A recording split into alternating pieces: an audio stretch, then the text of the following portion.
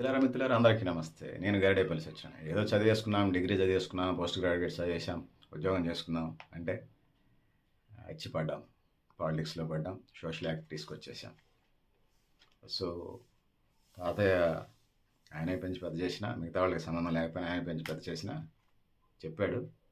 ప్రజలతోని ప్రజల్లో పనిచేసి మంచి పేరు తెచ్చుకొని. ఎందుకంటే ఆయన సాయుధ పోరాటం అన్నాడు. సరే ఏదేమైనా ముఖ్యంగా 12,727 గ్రామ పంచాయతీలు అనే క్యాపిటేషన్స్ భారతదేశ వ్యాప్తంగా కూడా ఇలా 10 నుంచి 10 లక్షల గ్రామ పంచాయతీలు ఉన్నాయి. ఇంకా బీసీ కాలనీలు, ఎస్సీ కాలనీలు, ఆదివాసీ గూడాలు, గిరిజన గూడాలు 18,000 గ్రామాలకి ఇలా రవాణా లేదనేది, ఆదివాసీ గూడాలకి 4,000 గ్రామాలకు కరెంట్ లేదనేది ఉన్నది. అయితే వరంగల్లో, కరీంనగర్లో నేను పాలిటిక్స్ నుంచి బయటకు వచ్చి నేను ఒక సంస్థని, వాలంటీర్ ఆర్గనైజేషన్ని, స్వచ్ఛంద సంస్థని, న్యూ లక్ష్య స్వచ్ఛంద సంస్థని స్థాపించడానికి ముందు వీటి పట్ల కొంత అవగాహన ఉంది. సో వచ్చిన తర్వాత నాన్ పొలిటికల్గా ఆలోచన చేసినప్పుడు నాలాగా చాలా ఐడియాలజిస్టులు ఉన్నారు ఇక్కడ. పొలిటికల్ నేను ఒకప్పుడు చిన్నప్పుడు ఊరిని ఎట్లా నడుపుతున్నారు అనుకునేది, తాతయ్యతో అందరికీ సంబంధాలు ఉన్నాయనుకునేది, మై గాడ్ ఫాదర్. తర్వాత పాలిటిక్స్లోకి వచ్చిన తర్వాత రాజకీయ పార్టీలే దేశాన్ని నడుపుతున్నాయి అనుకునేవాడిని. పాలిటిక్స్ నుంచి బయటకు వచ్చిన తర్వాత వీళ్ళు నడుపుతున్నారు అనుకునేవాడిని. సో కాబట్టి ఏ తరానికి ఆ తరమే ప్రాబ్లం లేదు, నడిపించేటువంటి కార్యక్రమం ఉంటుంది ఏ తరానికి ఆ తరం. సో ఆ విధంగా ముందుకెళ్లాల్సిన అవసరం అయితే నేను తెలియజేసుకుంటున్నాను. సో ఉత్తమ గ్రామ పంచాయతీ, ఈ వీడియో యొక్క సారాంశం ఉత్తమ గ్రామ పంచాయతీ ఏంటంటే 100కి 100% త్రాగునీరు ఉండాలి. డ్రాప్అవుట్స్ పిల్లలు ఒక్కళ్ళు కూడా ఉండకూడదు ఆ గ్రామ పంచాయతీ పరిధిలో. అంగన్వాడీలు, ఐసీడీఎస్ ద్వారా 100కి 100% పిల్లలకి పౌష్టికారం ఉండాలి. మాతా శిశువులకు సంబంధించినటువంటి హెల్త్ చెకప్స్, విజిటింగ్స్, ఫుడ్ అందాలి. ఆ విధంగా ముందుకు పోవాల్సిన అవసరం ఉంది. త్రాగునీరు 100% అందరికీ అందాలి. దాంతో పాటు 100% కరెంట్ ఉండాలి. 100% ఇంటికి ఒక బ్యాంక్ అకౌంట్ కంటే ఎక్కువ ఉండాలి. 100కి 100%. 100కి 100% స్ట్రీట్ లైట్స్ వెలగాలి. వీలుంటే సోలార్ కరెంట్లు పెట్టుకోండి. 100కి 100% మరుగుదొడ్ల నిర్మాణం ఉండాలి. స్వచ్ఛ భారత్ కింద పరిశుభ్రత ఉండాలి. వీలుంటే సాగర్ లాంటివి ఉంటే మంచిదే. నాగార్జున సాగర్ ప్రాజెక్ట్ మా ప్రాంతంతో నాగార్జున సాగర్ బేసిక్గా ఉంటుంది. చెరువులు, కుంటలకు సంబంధించి పొడుగు తీత పనులు తీసుకోవటం, దాంతో పాటు అలుగుల్ని నెట్ కట్టి చేపలు, ఇప్పుడు ఈ సంవత్సరం అంటే ఎల్నినో ఎఫెక్ట్, మరి చెరువులు కుంటలు నిండుతో లేదో చూడాలి. కానీ జనరల్గా ఎవరి ఇయర్ చెరువులు కుంటలు నిండుతాయి కాబట్టి ఇదంటే తాత్కాలికమే ఎల్నినో అనేది. మళ్ళీ ఎట్లాగో సీజన్లోకి వెళ్తాం, మళ్ళీ 10-15 ఏళ్ళ పాటు కరువు ఉండకపోవచ్చాము. దీన్ని జాగ్రత్తగా ఫేస్ చేసుకుంటూ ముందుకు పోవాలి. చేపల పెంపకానికి, రొయ్యల పెంపకానికి వాటికి సంబంధించినటువంటి కార్యక్రమాలు చేసుకుంటూ పోవాలి. ఉత్తమ గ్రామ పంచాయతీ అంటే గ్రామాలలో ఏమున్నా కూడా పోలీస్ స్టేషన్లో పోయే కేసులు తక్కువ ఉండాలి.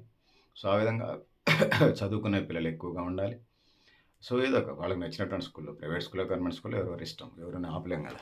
అదేవిధంగా ఎవరికి నచ్చినటువంటి దేవుళ్ళని వాళ్ళు పూజించుకునే అవకాశం ఉండాలి. ఆ విధంగా ముందుగా సెటిలర్గా ఉండాలి. యూత్కు సంబంధించి 2 రకాల యూత్లు నేను ఎరుగుదును. అవి పొలిటికల్ పార్టీల యువజన సంఘాల, నెహ్రూ యువజన సంఘాల, ఎన్జిఓస్ ఏమన్నా కూడా నేను చెప్పదలుచుకున్నది ఏంటంటే యూత్ 2 రకాలుగా ఉన్నది. సో అందులో మళ్ళీ చదువుకొని అవుతుంది. వీళ్ళని కలుపుకొని ముందుకు వెళ్ళాల్సిన అవసరం ఉన్నది. సో వాళ్ళకి games and sports, cultural activities వైపు, యోగా వైపు మళ్ళించడానికి ఆస్కారం ఉంది. ఐక్యత కోసం వాటిలో, సమైక్యత వాటిలో క్రీడలు, గేమ్స్ అండ్ స్పోర్ట్స్ శారీరక దారుఢ్యానికి, మానసిక ఉల్లాసానికి, స్పోర్టివ్నెస్కి, ఆదర్శవంతానికి, దిశ మార్గం నిర్దేశానికి, సమైక్యతకి బట్టలు వేస్తాయి. కాబట్టి గ్రామాల నుంచి ముఖ్యంగా ఏమంటారు, పాఠశాల నుంచి గేమ్స్ కల్చర్ ఒకటి తీసుకురావాల్సిన అవసరం అయితే ఉంది. గేమ్స్ అండ్ స్పోర్ట్స్, అథ్లెటిక్స్ వాటిని ప్రోత్సహించాల్సిన అవసరం ఉంది. ఈ గ్రామ పంచాయతీలు స్థాయిలో చేయాలి. గ్రామీణ పార్కులు నిర్మించాలి. ఇది కేవలం ఏదో ఒక మారుమూల ఆదివాసీ కూడా గ్రామ పంచాయతీ చెప్పట్లేదు, యూనివర్సల్ ఫార్ములాస్ చెప్తున్నాను. నేను చెప్పిందల్లా పిల్లగాడట, నేను చెప్పిందల్లా పాటించమని నన్ను, మీ గ్రామానికి ఏది అప్లై అయ్యేదో చూసుకోండి. ఫండమెంటల్స్ అయితే నేను చెప్తా ఉన్నాను. ఒకడు ఎగ్జామ్ రాయడానికి ముందు ఒక బుక్ చదువుతున్నాడట, చదివేది కూడా గైడు, టెక్స్ట్ బుక్ కూడా కాదు. చదివేటప్పుడు ఇట్లా ఈగబాల్ది ఇట్లా పెట్టాడట, పెట్టి మర్చిపోయాడు. మళ్ళీ తీసి చదువుతుంటే చదివాడు, బట్టి పెట్టిన తర్వాత ఈగుండి అయింది, చదివేశాడు. అది ఎగ్జామ్లో యాజిటీజ్కి వచ్చింది, అదే ప్రశ్న, దాని ఆన్సర్ రాయాలి. యాజిటీజ్కి బట్టి రాసి ఇటు చూస్తుండే. ఎందుకు చూస్తున్నావు అంటే ఈ కోసం చూస్తున్నాను. ఎందుకంటే నేను చదివినప్పుడు గైడ్లో ఆన్సర్ మీద ఈగుంది, చచ్చిపోయినాయి, దాన్ని చంపి పెట్టాలని ఈగను బట్టి చంపి దాని మీద పెట్టాడు. నేను మక్కి యాజిటీస్గా అప్లై అయ్యొద్దని చెప్పట్లేదు. అదేవిధంగా ప్రయోగశాలల్లో జరిగేటువంటి కూడా సేమ్ యాజిటీస్గా ఆక్సిజన్, కార్బన్ డైఆక్సైడ్కి వెళ్తే CO2 అవుతుంది. సేమ్ అట్లా ప్రాక్టికల్ ల్యాబ్లో, సైన్స్ ల్యాబ్లో కూడా అవుతాను. ప్రజాక్షేత్రంలో ఏదైనా కావచ్చు. 2+2 =4 అనేది మ్యాథమెటిక్స్. కానీ కెమిస్ట్రీలో అట్లా అవ్వదు. సో ప్రజాక్షేత్రంలో అసలే అవ్వదు. ఏదైనా జరగవచ్చు. అందుకోసం నేను చెప్పే ఫండమెంటల్స్ దాన్ని మీ ప్రాంతాలకు అనుకూలంగా అనువదించుకునే ప్రయత్నం చేయండి. సంపూర్ణ అక్షరాస్యత లక్ష్యం, పొదుపులు పెంచే కార్యక్రమం చేయండి. డోక్రా సంఘాలు నడిపే కార్యక్రమం, వాటర్ కమిటీలు చేయండి. సో డ్రాప్అవుట్స్ పెరగకుండా, అసలు డ్రాప్అవుట్ లేకుండా, గ్రామ పంచాయతీలు డ్రాప్అవుట్ లేకుండా అందరి పిల్లలు చదువుకునేలాగా 100%. పారిశుద్ధ్యం, ఫ్రైడే డ్రైడే పెట్టండి. ఇంటింటికి కనీసం దోమతెర ఒకటి ఉండేలాగా. సీజనల్ వ్యాధుల పట్ల అప్రమత్తంగా ఉండే అవగాహన శిబిరాలు, రైతుకు సంబంధించినటువంటి హెల్త్కి సంబంధించినటువంటితో పాటు రైతులది మళ్ళీ మాట్లాడతాను. హెల్త్కి సంబంధించినటువంటి కార్యక్రమాలు, ఏఎన్ఎంలు వీలుంటే మీరు డాక్టర్ని పెట్టుకునే సంబంధించిన డిఎంహెచ్ఓతో మందులతో మాట్లాడుకొని క్వాలిఫైడ్ డాక్టర్ వచ్చేలాగా చూడండి. ఏఎన్ఎంలు, జిఎన్ఎంలని ఖచ్చితంగా మల్టీపర్పస్ వర్కర్స్ని మంచి ఫ్రెండ్లీ రిలేషన్స్ మెయింటైన్ చేస్తూ పని చేయించుకునే ప్రయత్నం చేయించండి. ఐసిడిఎస్ సెంటర్స్ బాగా పనిచేసే ప్రయత్నం చేయండి. మాలాంటి ఖమ్మం జిల్లాలో పర్లేదు, కానీ నేషనల్ లెవెల్లో 100కి 70% ఐసిడిఎస్ సేవలు అందుతున్నాయి, 30% అందట్లేదు అనేది అదొకటి 100% అందేలాగా ప్రయత్నం చేయండి మన ప్రాంతాల్లో జరిగినా కూడా. సో దేశవ్యాప్తంగా నేను చెప్పేటువంటి ఫార్ములా అది. దాంతో పాటుగా హెల్త్, దాంతో పాటు ఎడ్యుకేషన్ సంబంధించినటువంటి మౌలిక వసతుల కల్పన, ఖాళీగా ఉన్న టీచర్ పోస్టులు నింపించడం. ఒకవేళ పూర్వ విద్యార్థి సంఘాల దగ్గర కొన్ని టీచర్స్ సరిపడా లేకపోతే మీ గవర్నమెంట్ స్కూల్స్లో విద్యా వాలంటీర్లు పెట్టండి. వాళ్ళని పెట్టి ఎంతో కొంత శాలరీ ఇవ్వండి, కొంత ఫండ్ కలెక్ట్ చేసి పూర్వ విద్యార్థి సంఘాల ద్వారా ఆ విధంగా ముందుకెళ్ళాలి. సో ఆ విధంగా ఎడ్యుకేషన్ రంగాన్ని, హెల్త్ రంగాన్ని, ప్రైమరీ హెల్త్ సెంటర్లు, ఏఎన్ఎంలు, మల్టీపర్పస్ వర్కర్లు వీరుంటే సీజనల్ వ్యాధులు అప్రమత్తంగా ఉంటాం. దోమతెరల పంపిణీ, దోమలు ఎక్కువగా దోమ జ్వరాలు వస్తుంటాయి కదా, సీజన్ జ్వరాలు, అట్లా అప్రమత్తంగా ఉంటాం. సో ఆ విధంగా అవకాశం హెల్త్ క్యాంపులు పెట్టే కార్యక్రమం, కాంట్రాక్ట్ శిబిరాలు పెట్టే కార్యక్రమం, ఆ విధంగా హెల్త్ రంగానికి సంబంధించి ముందుకెళ్ళటం, ఆరోగ్య కార్డులు అందరికీ ఇప్పించడం, ఆ విధంగా ముందుకెళ్ళాలి.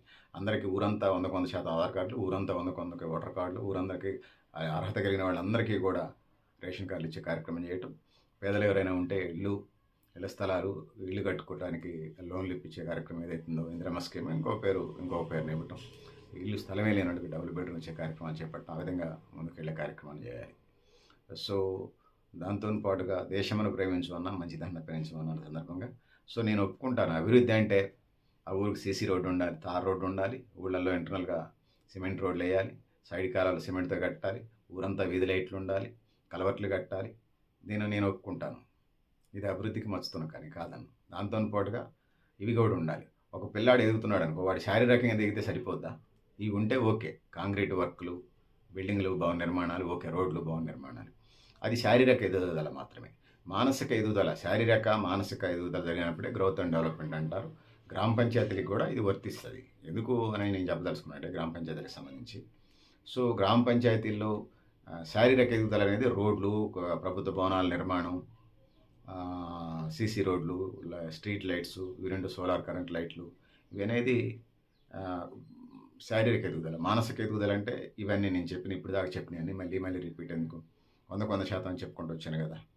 డ్రాప్అవుట్స్ లేకుండా, త్రాగునీరు 100%, అదేవిధంగా 100% మరుగుదొడ్ల నిర్మాణం, పార్కుల నిర్మాణం, యోగా నిర్మాణం, గేమ్స్ అండ్ కల్చరల్ యాక్టివిటీస్, సంక్షేమం, పెన్షన్లు అందరికీ అందేలాగా చూడటం, రేషన్ అందరికీ అందేలాగా చూడటం, సో ఓటర్ కార్డు, ఆధార్ కార్డులు అందరికీ అందేలాగా చూడటం, సో వెరిఫికేషన్ 100% ఇచ్చేగా చూడటం, ఇవన్నిటిని చేసుకొని వెళ్ళటం వల్ల అది గ్రోత్ అండ్ డెవలప్మెంట్కి వచ్చింది. అదే రియల్ డెవలప్మెంట్. కరీంనగర్ జిల్లాలో, వరంగల్ జిల్లాలో స్టేట్ లెవెల్లో ఉత్తమ గ్రామ పంచాయతీలు ఉన్నాయి. ఇంకా క్లారిటీ లేని వాళ్ళు ఉత్తమ గ్రామ పంచాయతీలు విజిట్ చేసి వాళ్ళు ఏం చేస్తున్నారు, మీకున్న ఆలోచనలకి ఆడ వాస్తవంగా జరిగేది ఒక ప్రాక్టికల్ నాలెడ్జ్ వస్తుంది, విజిట్ చేసే ప్రయత్నం చేయండి. ఆ విధంగా నిర్మల పురస్కారాలు, ఉత్తమ గ్రామ పంచాయతీ అవార్డులు మీ గ్రామ పంచాయతీలు చేయడానికి లోకల్ లీడర్స్, రాజకీయాలు 2 నెలలు 4 నెలలు చేసుకోండి. ఎవరు రాజకీయాల వాళ్ళు ఖచ్చితంగా గ్రామీణ ప్రాంతాల్లో రైతు పని చేసుకోవాలి, కూలి పని చేసుకోవాలి. ఇతరులు చిన్న చితక హోటల్స్, కిరాణం కొట్లు, వడ్డీ కొట్లు, పాన్ షాపులు, ఇస్త్రీ షాపులు, మెడికల్ షాపులు, పండ్ల కొట్లు, కూరగాయల కొట్లు, అవి జనరల్గా ఉంటాయి డిపెండింగ్గా గ్రామీణ ఆర్థిక వ్యవస్థలో. సో వీటిని చేసుకుంటూ ముందుకెళ్లాల్సిన అవసరం ఉంది. దాంతో పాటుగా సాంస్కృతిక కార్యక్రమాలు, మన గ్రామాల్లో జరిగేటువంటి పండుగలు, వాటికి సంబంధించినటువంటి కల్చరల్ యాక్టివిటీస్ ఆ విధంగా చేసుకుంటూ ముందుకు పోవాల్సిన అవసరం ఉంది. ఆ విధంగా కల్చరల్ యాక్టివిటీస్ కూడా ఇలా ఉపాధి రంగంగా ఉన్నది. టీవీ రంగం పెరిగిన తర్వాత సోషల్ మీడియా యాప్స్, ఫేస్బుక్, అనేక రకాల ఇవి వచ్చేసినాయి, అనేక రకాల సోషల్ మీడియా విభాగాలు వచ్చేసినాయి యాప్స్ వచ్చిన తర్వాత. సో వాట్సాప్ లాంటి ఇట్లా అందరికీ ఇది ఉన్నది. అది కూడా కొంతమందికి ఉపాధి రంగంగా ఉంది, బతకనేయండి అందరినీ. ఇట్లా యాంటీ సోషల్ ఎలిమెంట్స్ లేకుండా ఎవరికి ఎట్లా సాధ్యమైతే ఆ విధంగా బతికే అవకాశం కలగాలి, ఆ విధంగా ముందుకు పోవాలని తెలియజేసుకుంటూ, సో పెద్దలారా, మిత్రులారా, గ్రామీణ అభివృద్ధికి సంబంధించినటువంటి అంశాలు మరింత సమాచారం నేను డిస్క్రిప్షన్ బాక్స్లో కూడా, ఇన్బాక్స్లో రాస్తాను. మీరు కూడా మీ అభిప్రాయాన్ని కామెంట్ బాక్స్లో ఆయన తెలియజేస్తూ, నేను గరిడేపల్లి సత్యనారాయణ, 3 లక్ష organization. Thank you and all పెద్దలారా, మిత్రులారా.